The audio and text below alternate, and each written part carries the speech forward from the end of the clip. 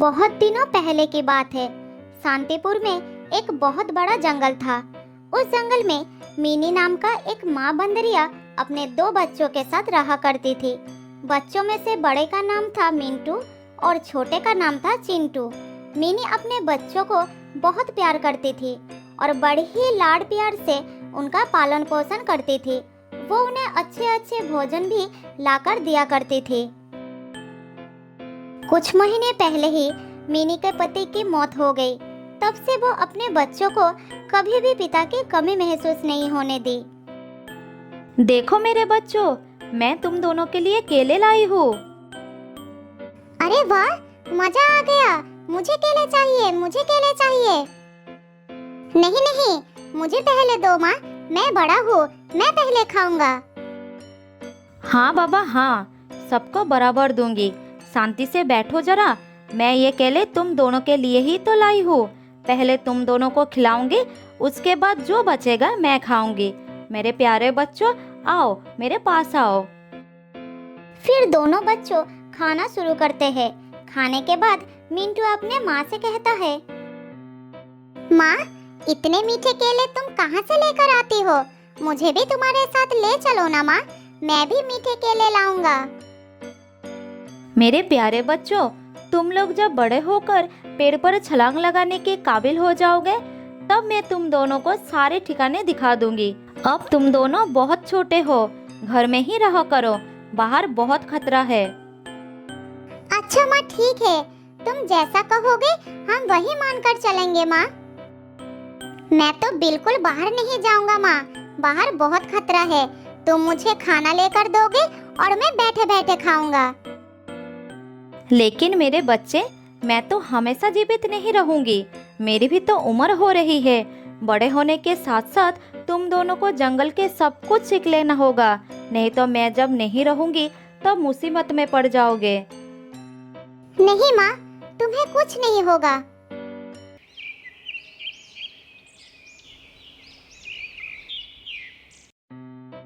इसी तरह समय बीतता गया और समय बीतने के साथ साथ मिंटू और चिंटू बड़े होते जाते हैं।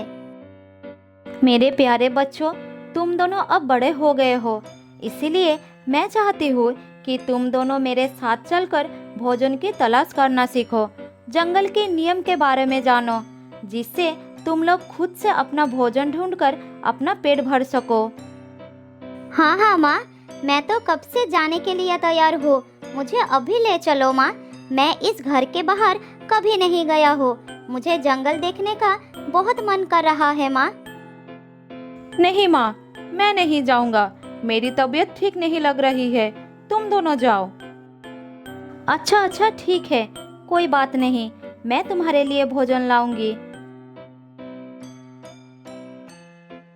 फिर माँ बेटे भोजन लाने के लिए जंगल की तरफ चले जाते हैं और चिंटू घर में बैठकर आराम करने लगते हैं।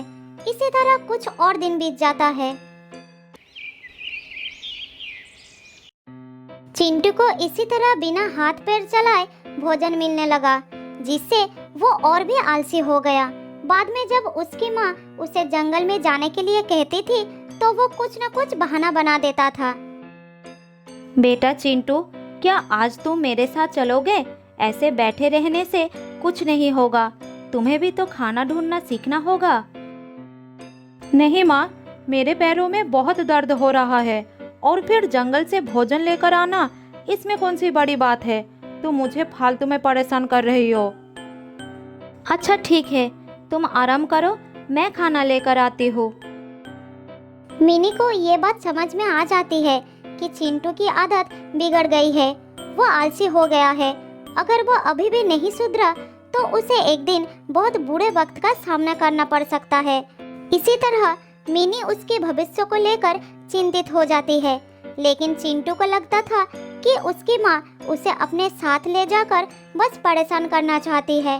खाना ढूंढना तो वो सीख ही लेगा, लेकिन अभी नहीं। इसी बीच एक दिन मिनी की मौत हो जाती है। दोनों भाई माँ के पास खड़ा होकर बहुत रोने लगते हैं।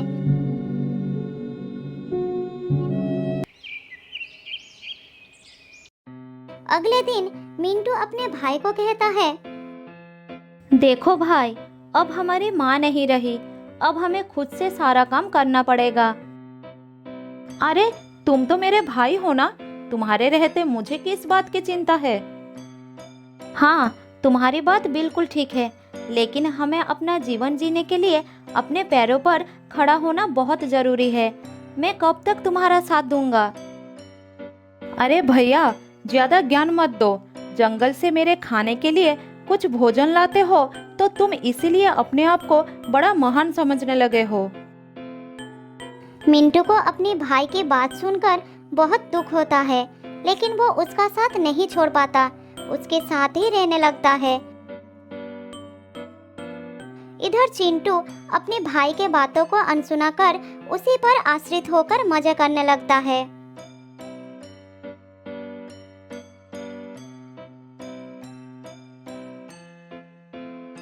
अरे चिंटू, कहाँ हो? ये देखो, आज मैं तुम्हारे लिए आम लेकर आया हूँ। जल्दी आओ, आम बहुत ही स्वादिष्ट है। फिर चिंटू अपने भाई के पास आकर आम खाने लगता है। इसी तरह दिन बीतता गया।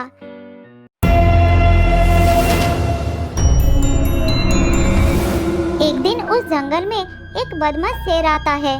जो भी प्राणी उसके सामने आता है उसे वो शिकार कर लेता है। सभी प्राणी डर के मारे अपने अपने घर में छुप जाते हैं। भाई चिंटू, जंगल में एक खतरनाक शेर आ गया है, तुम उससे बचकर रहना। जब तक मैं खाना लेकर नहीं आ जाता तब तक तुम सावधान रहना। ठीक है, तुम मेरी चिंता मत करो।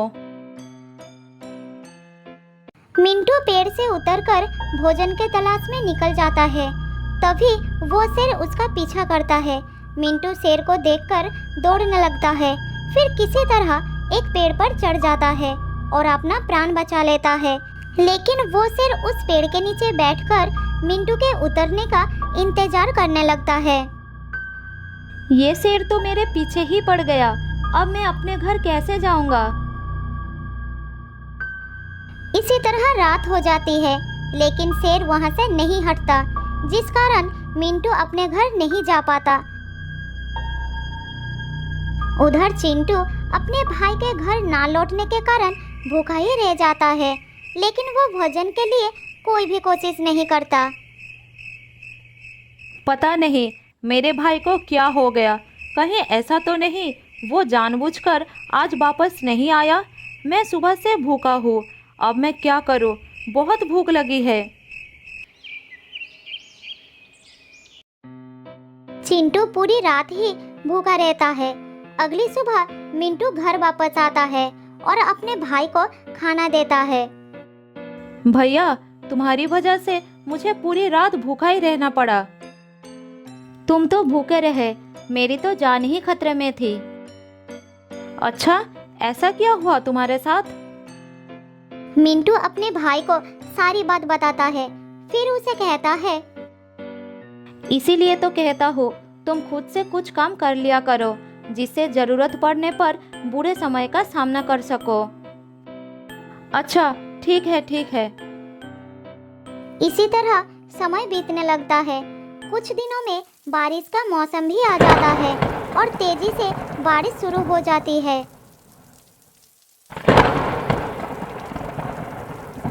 भैया, बहुत भूख लगी है, कुछ खाना ला कर दो ना, रहा नहीं जा रहा है। मैं क्या कर सकता हूँ, बारिश थमने की नाम ही नहीं ले रही। क्या हम बारिश में खाना लाने के लिए जा नहीं सकते हैं? माँ ने कहा था आंधी तूफान या तेज बारिश होने लगे तो घर से बाहर नहीं निकलना, जान को खतरा हो सकता है। दोनों भाई भूखे प्यासे बारिश रुकने का इंतजार करने लगते हैं। दिन ढलकर रात हो जाती है, लेकिन बारिश लगातार होती रहती है। सुबह होने पर वो देखते हैं कि जंगल में बाढ़ आ गया है और ऊपर से बारिश भी नहीं रुकी थी। हे भगवान, पूरा जंगल बारिश के पानी में डूब गया है, अब क्या करूं? भूखे भाई का हाल देखकर मिंटू से रहा नहीं जाता और वो खाने के तलाश में जाने लगता है। तुम अपना ख्याल रखना, मैं खाने की तलाश में जा रहा हूँ। मैं भी तुम्हारे साथ चलूंगा भाई। नहीं, अभी नहीं, बाहर बहुत खतरा है, बारिश भी हो रही है, मैं जल्दी कुछ खाना लेकर आ जाऊंगा। मिंटू खाना लेने के लिए चला जाता है और चिंटू घर पर भैया के लौटने का इंतजार करता है। बहुत समय बाद भी मिंटू वापस नहीं लौटता। अरे भैया अभी तक वापस क्यों नहीं आया? इतनी देर हो गई, भूख से तो मेरी जान निकल जा रही है। अगर मुझे खाना ढूंढने का अनुभव होता तो मैं खुद चला जाता। चिंटू को बहुत ही पछतावा होता है कि वो हमेशा दूसरों पर निर्भर रहा। उसने कभी भी किसी चीज को पाने की कोशिश नहीं की, जिसके कारण आज वो संकट में फंसा हुआ है। कुछ दिनों से लगातार भूखे प्यासे रहने से चिंटू की हालत बहुत खराब हो जाता है। फिर एक रात उसे भूखे सोना पड़ता है, लेकिन चिंटू के लिए उस रात के बाद अगली सुबह नहीं होती। वो हमेशा के लिए सो जाता है। तो दोस्तों, इस कहानी से हमें ये सीखने को मिलता है कि हमें कभी भी दूसरों पर आश्रित नहीं रहना चाहिए। बहुत साल पहले की बात है। एक जंगल में रहती थी एक लोमड़ी। वो बहुत झूठ बोलती थी। उसे इधर की बातें उधर लगाने का बड़ी शौक थी।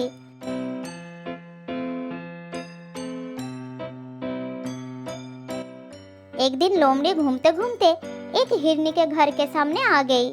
तब हिरनी अपने बेटे से बात कर रही थी। लोमड़ी एक पेड़ के पीछे छुपकर दोनों की बातें सुनने लगी। बेटा, तुम उस पहाड़ी पर मत जाया करो। मैंने कितनी बार तुमसे मना किया है। तुम्हें पता नहीं कि वहाँ पर एक खतरनाक लोमड़ी रहती है। एक दिन उसके नजर तुम पर पड़ गई तो वो तुमको जिंदा नहीं छोड़ेगी। माँ, अगर ऐसा है तो आज मैं अपने पापा को वहाँ पर ले जाऊंगा। वो उसको मार देंगे और मैं रोजाना वहाँ पर जा सकूंगा। बेटा, वो लोमड़ी बहुत ही खतरनाक है। तुम्हारे पापा का उससे सामना हो चुका है। उसने उन्हें भी खूब मारा था। फिर तेरे पापा ने उसे माफी मांगे थे, तब जाकर उसने उसकी जान बख्श दी थी। क्या वो इतनी खतरनाक है? तो ठीक है माँ, मैं आज के बाद कभी पहाड़ी पर नहीं जाऊंगा। अपने बच्चे की बात सुनकर हिरनी खुश हो गई। इधर पेड़ के पीछे से लोमड़ी ने सारी बातें सुन ली। उसने सोचा कि ये बात सबको पता चलना चाहिए। फिर वो वहाँ से चली गई।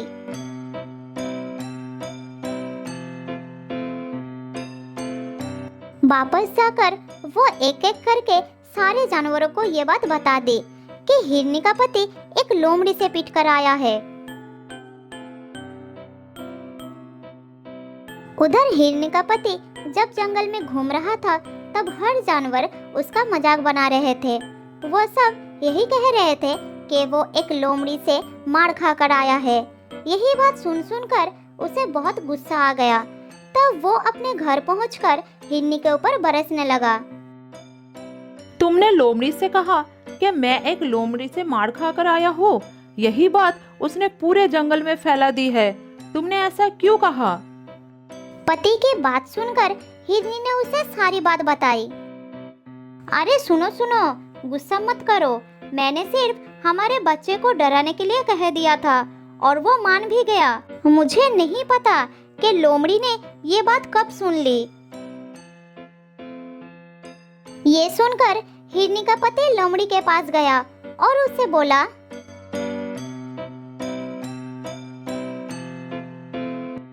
मेरी बीवी ने ये बात केवल मेरे बच्चे को डराने के लिए कही थी और तुमने इस झूठ को पूरे जंगल में फैला दिया। तुमने ऐसा क्यों किया? अब जाओ और जाकर सबको सच्चाई बताओ कि मैं किसी लोमड़ी से मार खाकर नहीं आया हूँ। उसका गुस्सा देखकर लोमड़ी डर गई। उसने फिर सबके पास जाकर ये बात फैला दी कि ये सिर्फ एक झूठ था। फिर वो थका हारा हिरनी के पति के पास पहुंची। तब उसने उसे माफ कर दिया और लोमड़ी अपना घर लौट गई।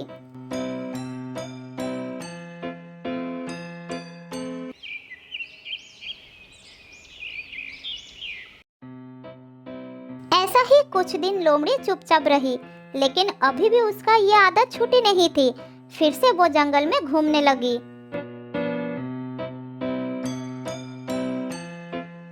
एक दिन शेर महाराज गुफा के सामने आराम कर रहा था। तभी उसके पास दूसरे जंगल का एक शेर राजा आया। दोनों शेर को एक साथ देखकर लोमड़ी उसकी बात छिपकर सुनने लगी। अरे तुम मेरे जंगल में कैसे? मैं तुम्हारी तरफ दोस्ती का हाथ बढ़ाने के लिए आया हूँ। दोस्ती का हाथ मेरी तरफ? क्या कहना चाहते हो तुम? शेर खान, तुम्हारा जंगल कितना बड़ा है और मेरा जंगल कितना छोटा। मुझे पता है कि तुमको इस जंगल को संभालने में कितना तकलीफ होता होगा। ऐसा कुछ नहीं है, मैं मेरे जंगल को अच्छे से संभाल रहा हूँ। किसी को मुझसे कोई तकलीफ नहीं है। शेर खान, मैं तो तुम्हारी भले के लिए ही कह रहा था। तुम मेरे और अपने जंगल को एक कर लो, फिर हम दोनों मिलकर इस जंगल में राज करेंगे। ये बात कहकर वो मन ही मन सोचने लगा। बस एक बार ये हाँ कर दे, फिर इसके जानवरों के साथ मिलकर इसी को मरवा दूंगा। तब दोनों जंगल पर मेरा ही राज होगा। मुझे ये मंजूर नहीं है, तुम जा सकते हो। तुम बूढ़े हो चुके हो शेर खान, अगर कोई मुसीबत आ गई तो तुम कैसे इस जंगल को बचाओगे? ये सुनकर शेर खान को गुस्सा आ गया। लगता है तुझे दिखाना ही पड़ेगा कि मुझ में दम है कि नहीं। नहीं नहीं, रुक जाओ। अभी तो मैं जा रहा हूँ, लेकिन कुछ ही दिनों बाद मेरा भाई जंगल आ रहा है। वो तुमसे बहुत ज़्यादा शक्तिशाली है। अगली बार मैं उसी के साथ आऊँगा। लगता है तुमको अपनी जान प्यारी नहीं है। हा, मुझे मार भी दोगे तब भी वो यहाँ जरूर आएगा और तुम्हारे जंगल को साफ कर देगा। ये सुनकर शेर खान जोर जोर से हंसने लगा। क्या बोला तुम? तुम्हारा भाई आएगा? तो सुनो, मेरा भी एक भाई है जो पास के जंगल में राज करता है। मुझसे ज़्यादा जवान और ताकतवर है वो। मैं उसी को बुला लेता हूँ। लेकिन अगर वो इस जंगल में आएगा तो उसको भी शिकार की ज़रूरत पड़ेगी। तो क्या हुआ? तुम्हारा भाई आएगा, वो भी बिना वजह मेरे जंगल के जानवरों को मारेगा। इससे अच्छा मैं अपनी भाई को ही बुला लेता हूँ। वो रोजाना 3 जानवर को शिकार करता है, यहाँ भी ऐसा करेगा। अब मैं तुमको मार देता हूँ। जब तक तुम्हारा भाई आएगा उससे पहले मेरा भाई यहाँ आ चुका होगा। अरे नहीं शेर खान, मैं तो बस ऐसे ही तुमको डराने के लिए कह रहा था। मेरा कोई भाई नहीं है, मैं जा रहा हूँ। ये कहकर वो वहाँ से भाग गया। इधर लोमड़ी सोचने लगी। अरे बाप रे, रोजाना 3 जानवर, ये बात तो सबको बताना पड़ेगा। ये कहकर लोमड़ी वहाँ से चली गई और उसने ये बात पूरे जंगल में फैलाना शुरू कर दी। वो जानवरों के पास जा रही थी और यही कह रही थी, शेर खान अपने भाई को इस जंगल में बुलाने वाला है। अब ये दोनों भाई मिलकर रोजाना 3 जानवरों का शिकार करेंगे और कुछ ही महीनों में जंगल खत्म हो जाएगा। ये सुनकर जानवरों के दिल में डर पैदा हो गया। तब सभी जानवर उस जंगल को छोड़कर जाने लगे। शाम होते होते जंगल एकदम खाली हो गया। शाम को जब शेर खान घूमने निकला तब उसे कोई भी जानवर नजर नहीं आया। तालाब के पास भी दूर दूर तक कोई जानवर नहीं थे। अब उसे चिंता होने लगी। कहीं शेरू ने सच में अपने भाई को बुलाकर जानवरों पर हमला तो नहीं किया? वो सब कहाँ चले गए?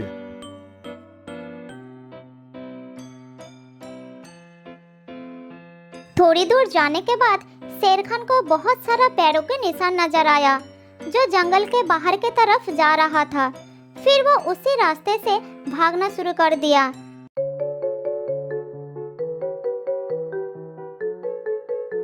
थोड़ी दूर जाने के बाद उसे सभी जानवर जंगल से बाहर जाते नजर आए। शेर खान सबके सामने जाकर खड़ा हो गए। क्या हो गया तुम सबको? कहाँ जा रहे हो जंगल को छोड़कर? थोड़ी देर तो कोई कुछ नहीं बोला। फिर हाथी ने हिम्मत करके कहा, वहाँ रुककर मौत का इंतजार करने से अच्छा है कि हम यहाँ से चले जाए। मौत का इंतजार? तुम लोग क्या कहना चाहते हो? हमें पता चल चुका है कि तुम अपने भाई को भी इस जंगल में बुलाने वाले हो, जो कि रोजाना 3 जानवरों को खाकर अपनी भूख मिटाता है। जब वो यहाँ पर आएगा तो हम में से ही रोजाना 3 जानवर कम होंगे, तो यहाँ कौन रुकना चाहेगा? तुम लोगों को ये किसने कहा? ऐसा कुछ नहीं होने वाला है। हमें ये सब लोमड़ी ने बताई थी। ये सुनकर शेर खान को बहुत गुस्सा आया और वो गरज कर बोला, लोमड़ी, कहाँ हो तुम? मेरे सामने आओ। ये सुनकर लोमड़ी डर गई। वो जानवरों के पीछे छुपी हुई थी। फिर वो धीरे धीरे सामने आई। तुमने ये झूठ क्यों फैलाई? जल्द ही बताओ, इसके पीछे क्या कारण था? महाराज, मैंने आपको कहते हुए सुनी थी। आप शुरू से कह रहे थे कि आप अपने भाई को बुलाने वाले हैं और फिर रोजाना 3 जानवरों का शिकार किया करोगे। मूर्ख, तुमने ये नहीं सुना शेरू क्या कह रहा था? वो अपनी भाई को बुलाकर इस जंगल पर हमला करने के लिए कह रहा था। इसीलिए उसको डराने के लिए मैंने ऐसा बोल दिया कि मेरा भी एक भाई है। असल में मेरा कोई भाई नहीं है और मैं कभी अपने जंगल को बर्बाद नहीं करूँगा। ये सुनकर सब जानवर खुश हो गए और वापस जंगल की तरफ चल पड़े। सुनो लोमड़ी, आने वाले खतरों से होशियार रहना अच्छी बात है, लेकिन पहले पता कर लेना चाहिए कि खबर सही भी है या नहीं। बिना पता किए किसी भी बात को फैलाना अफवाह होती है और अफवाह फैलाने से हमेशा नुकसान ही होती है। ये सुनकर लोमड़ी को अपनी गलती का एहसास हो गया। फिर उस दिन के बाद उसने अफवाह फैलाने की आदत हमेशा के लिए छोड़ दी।